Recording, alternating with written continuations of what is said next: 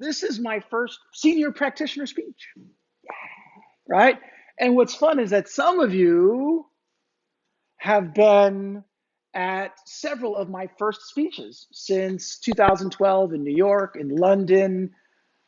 What year was Oregon? Like 2011 or 10 or 9 or 3 or, yeah, 2003. So we have a good run of people who've been around or exposed or have heard me say things for a long time. Now, I do have to say that this 2019 first senior practitioner speech is unique in that it's a bit of a bridge speech as to what is to be a senior practitioner. Now, everyone in this room has trained extensively with us and or is committed here at our clinic to practice tangible, results-focused Chinese medicine. But that does not quite make a senior practitioner. And not everyone here may wish to be considered a senior practitioner after my speech. Fair warning. In my eyes, going forward, a senior practitioner is someone who has trained with us and thus shares the common language and goal of returning Chinese medicine to its rightful place as an effective medicine for acute and chronic conditions across the board. But even that is not enough, as most of the continuing students coming in the following days would fall into that category as well, right? Particularly when we hit the Europe one, a lot of those people have been training for years and years and years and years and years. The label senior practitioner belongs to someone who is not just committed to practicing a more full strength Chinese medicine, but recognizes that at some point, sooner than later, for the people in this room, they will start actively teaching a more full strength Chinese medicine, writing about it, sharing it at conferences and in lectures, taking on observers, committing to individuals who show promise, knowing that some, usually most, will not be worth the time sacrificed to them, even though it's your personal time. It has been a lot of work for me to teach as much as I have, to produce as much as material as we have. Time away from family, my personal development. Every time I'm busy traveling or teaching or editing videos or doing anything, I'm not reading old books. I'm not training the way I used to in the hours that I used to. But the teachers I had each committed to me when they could have simply enjoyed a much more tranquil swan song than trying to teach a Westerner what Chinese no longer wanted to learn traditionally. The hours upon hours of preparation work they committed to do when they were in their 70s and then 80s and 90s in order to ensure I was instructed correctly instead of drinking tea, listening to Chinese opera while feeding their birds or playing with their cat and waiting to pass away and join their ancestors and teachers in the afterlife because they were completely disinterested with what's going on now. They committed because they were putting me under a contract. We give you this time, literally this gong fu. Please never forget that kung fu, gong fu means spare time. That's what it means. What are you doing in your spare time? In their spare time, they were giving it to me in order that what they really wanted to make sure was that people do not think the current practice of Chinese medicine is the only practice of Chinese medicine that exists, nor is the traditional practice that existed before the 1950s. In having them give up their gong fu for me, I agreed to give up my gong fu for you. And so I have been over teaching and quite honestly, undercharging to get their message out in an authentic way without selling out their knowledge with microsystems or marketing schemes or pyramid structures. In fact, the longer you spend with us, the less expensive it is. And if I had the money, I would be paying every senior practitioner to be here and to learn. But agreeing to take on the exhausting mantle of teaching is not enough to be considered a senior practitioner. Even that's not enough. It also has to be someone I am okay with mentioning where they learn their knowledge. That is the hard part. Is this person ethically, morally, and I hate to say it, but honestly, classy enough in their persona that the ghosts of our teachers are satisfied with where, who, and how their knowledge is spreading? We receive requests to work here, volunteer for free, disciples who want to learn everything. Uh, every month, we get these emails. And these days, I rarely do the homework on them anymore. But when we first started getting them, back when I did, I would go find them on Facebook, right?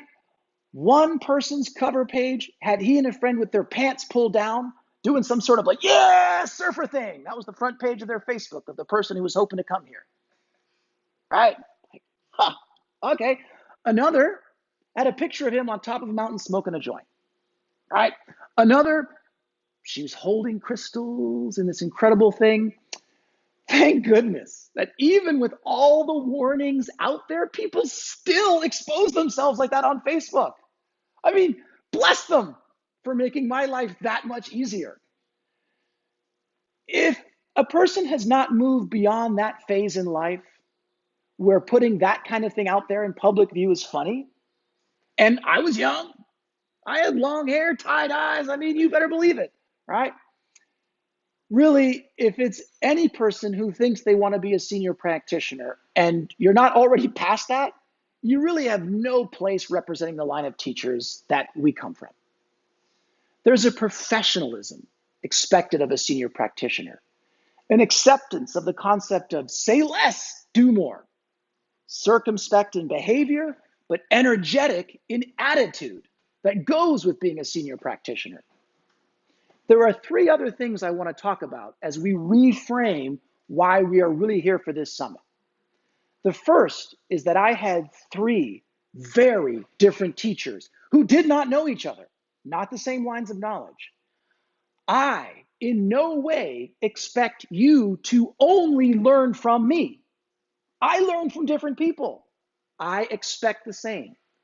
I expect to be an important part of shaping you into a clinically focused practitioner. But I need you to understand that there are many great practitioners out there. But as our skill increases, so does our selectivity on whom we give our time to.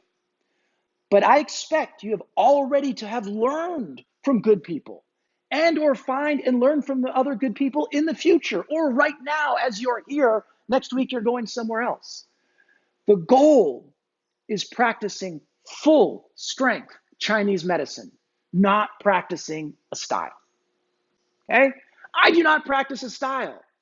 I had three different teachers. I practice medicine to do the best of my abilities, given my understanding of the knowledge given to me, further shaped by the hours and hours of solo study of the classics, and forever tested in the clinic on patients. I do not practice Wang style, Yin style, Xie style, Li style, and I do not want you thinking or claiming you practice Andrew and Julianne style. We are conduits, but the medicine must be a reflection of yourself while never forgetting where your sources of knowledge come from. You will note I always acknowledge where it comes from. You must commit to practicing full strength medicine to be a senior practitioner. But you have to practice full strength medicine as you practice it, not me. The second thing is, while at this summit, I will help you and I will compliment you because you weren't warned otherwise. And if you think about it, I tell these stories of how like, boom, bada, I'm getting yelled at by shit, all of these things. And I'm really nice and I'm like coming next to you and I'm helping you and I'm like doing all these things. And you think, wow. So as I said, this time I'm going to compliment you because you were not warned otherwise. But going forward, if you elect to sign up and hit that button for senior practitioner and come back as a senior practitioner, that has to change.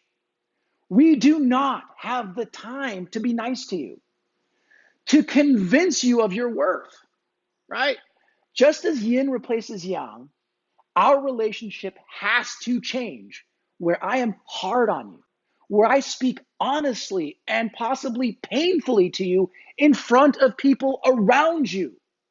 There is no room for worry or lost face or being spoon-fed kindness after this seminar. The fastest way to progress after this week is hearing honest words that point out flaw after flaw, mistake after mistake, until you might be convinced you are terrible at this and should not be practicing. The compliment is still there, but it is now so big. My esteem is so big that it's no longer said. It shouldn't have to be said that I think you're great at this, that I think you've got a future in this, that I trust you, that I would be treated by you, right? That no longer needs to be said, and I don't want to lose time saying it. The compliment is you are welcome here with us as a senior practitioner, and we are willing to do the hard work of constructive criticism because you're worth it. If that is not something you're comfortable with, having your mistakes laid out openly among your peers so they and you can benefit from the corrections, then you will not want to sign up for senior practitioner choice in future summits. Okay? And remember, there are some continuing students who have had just as much exposure and are just as dedicated as everyone in this room. Possibly their skills are better than some of us in this room. And they still enjoy the aura of positive reinforcement from us as they continue to learn, right? Okay? When I started training Chinese martial arts in New York at 13, there was this old guy, and he had a white belt. And I was like, gosh, what a great thing that this guy that old joined the temple and is like trying to learn. And one of the people took me aside because I'm a little 13-year-old obnoxious kid, right? And goes, no. He's been here since it opened in 1971 or something like that. And he's probably the best person in here. He just doesn't ever test. He wears that white belt proudly because he feels he is a beginner, right? So it doesn't mean anything to be here. It doesn't make you better. It just means you're in for a different learning method. Finally, we all need to realize that there is a bond here between senior practitioner and senior practitioner, between senior practitioner and teacher that has a different set of rules going forward. We do not want to confuse our learning and working with each other in this room as friendship. It is a bond of respect that each of us is holding up our end of the bargain of committed and hard work. That when anybody in that room who says they're a senior practitioner, you can be sure they're doing hard work just as you're doing hard work. And you can be sure you're going to get good effort put on you, right or wrong, right? And that has to be irrespective of whether we share the same politics, beliefs, humor, whatever it may be. We are all friendly, but that bond is not friendship. It is more than friendship, right? Dr. Xie said it best.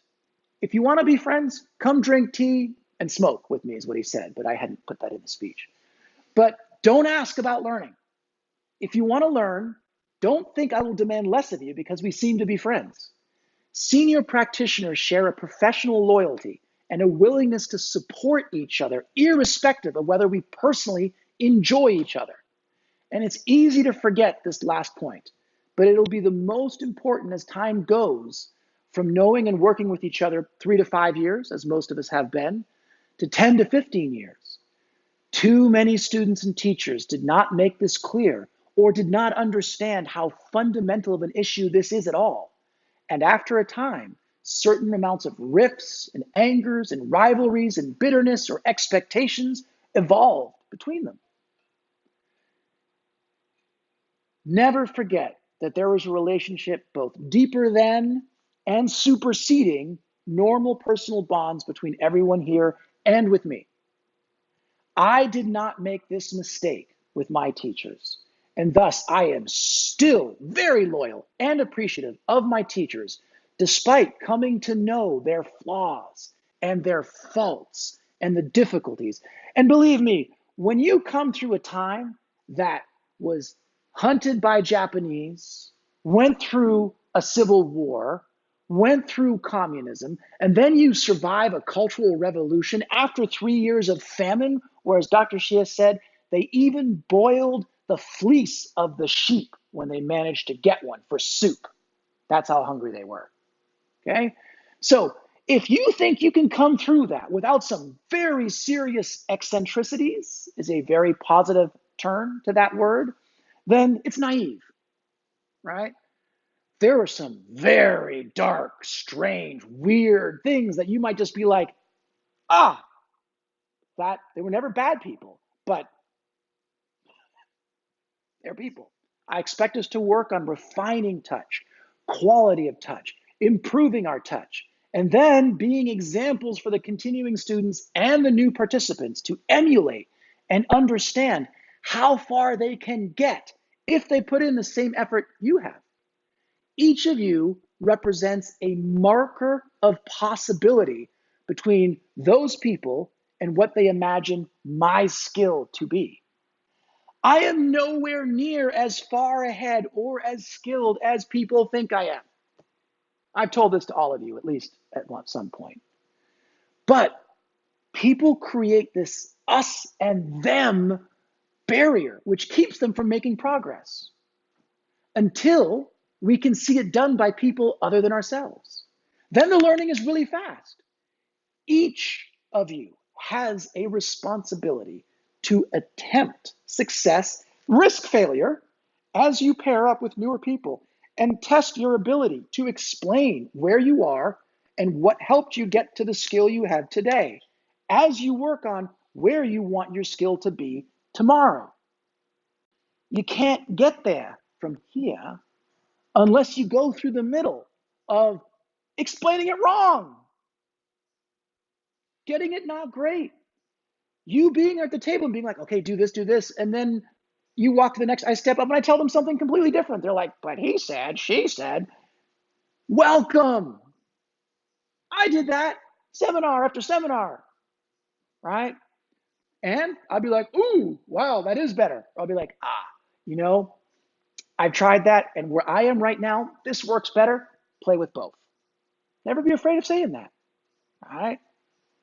Something, and then they say, Andrew just said this, and then you do what I just said, and it goes, boom, you're like, ooh, that does work better. Make sure you do that. Get over face.